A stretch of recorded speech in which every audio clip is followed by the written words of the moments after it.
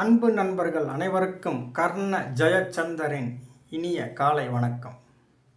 எழும்போதும் வேலும் மயிலும் என்பேன், எழுந்தே தொழும்போதும் வேலும் மயிலும் என்பேன், தொழுதே உருகி அழும்போதும் வேலும் மயிலும் என்பேன், அடியேன் உடலும் விழும்போதும் வேலும் மயிலும் என்பேன். திருச்செந்தூர் வேலவனே. இன்னைக்கு டைரக்டாக சப்ஜெக்டு வாஸ்துவில் தவறான தெருக்கூத்து. தவறான தெருக்கூத்துன்னு சொல்கிறோம்.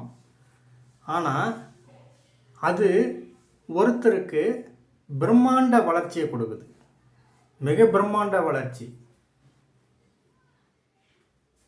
ஜோகோ நிறுவனத்தின் HR அவர் நல்ல கை நிறைய சம்பாதிக்கிறாரு, தவறான தெருக்கூத்தில் இருக்கிறார். ப்ளஸ் அவர் ஒரு தொழில் ஒன்று பண்ணுறாரு. அந்த தொழிலில் அப்படி ஒரு பண்ணுறாரு. அந்த தொழிலில் வந்து பார்த்திங்கன்னா நம்பர் 1 வராரு.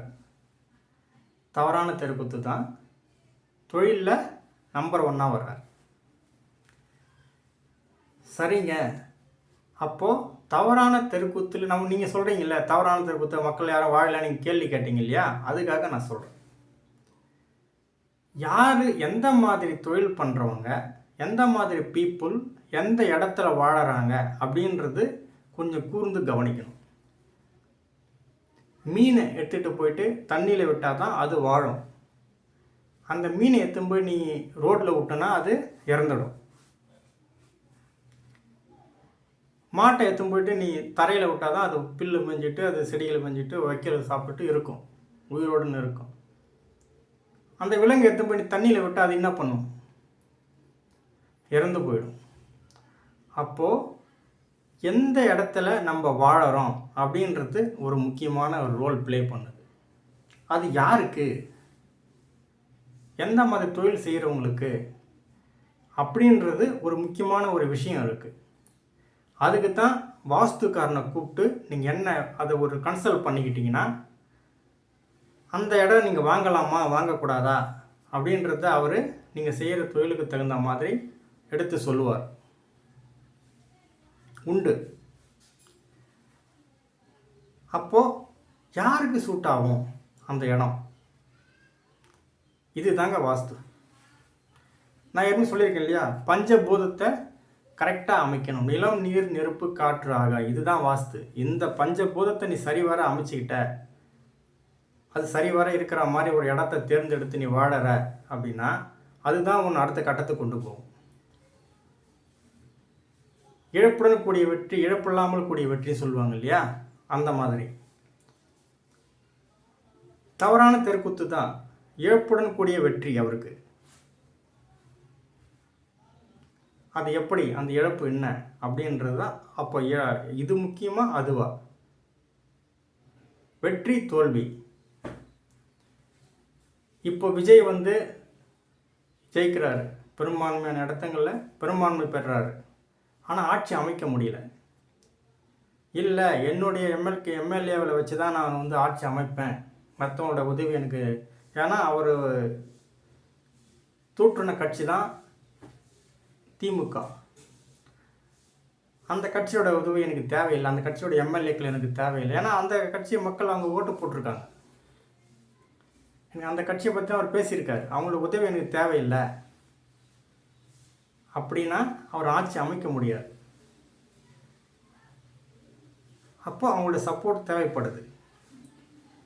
இதுக்கு தான் இழப்புடன் கூடிய வெற்றி. அந்த இடத்துல அவரோட இது போயிடுச்சு. அவரோட சொந்த கட்சியால் ஆட்சி அமைக்க முடியாத ஒரு சூழ்நிலை. இழப்புடன் கூடிய வெற்றி இதுக்கு பேர் தான். எந்தோட கட்சியும் இல்லாமல் அவருடைய ஆட்சி அமைச்சிருந்தாருன்னா இன்னும் சிறப்பு. அதுதான் வாஸ்து. இழப்பு இல்லாமல் பெறக்கூடிய வெற்றி அதுதான்.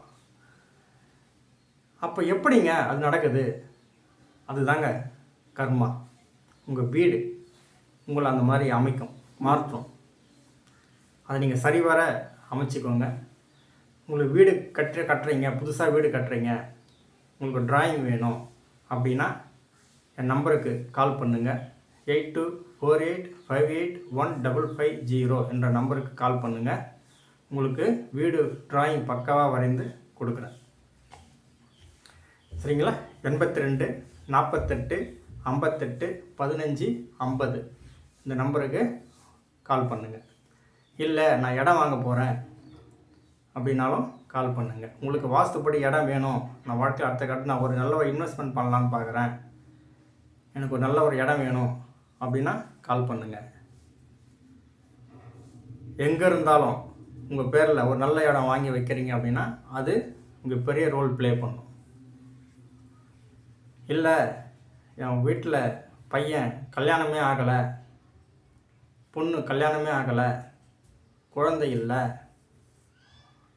எந்த பிரச்சனையாக இருந்தாலும் வாஸ்துவில் தீர்வு காண முடியும்.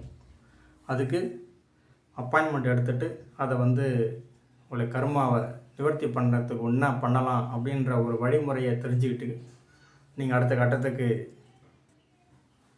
போகிறதுக்கு உண்டான வழியை நிச்சயமாக நான் சொல்லுவேன். அதுக்கு வாஸ்துவில் தீர்வு காண முடியுமானா காண முடியும். உங்களுக்கு இந்த தகவலை சொல்கிறதுக்கு எனக்கு வாய்ப்பளித்த பிரபஞ்சத்துக்கு மனமார்ந்த நன்றி.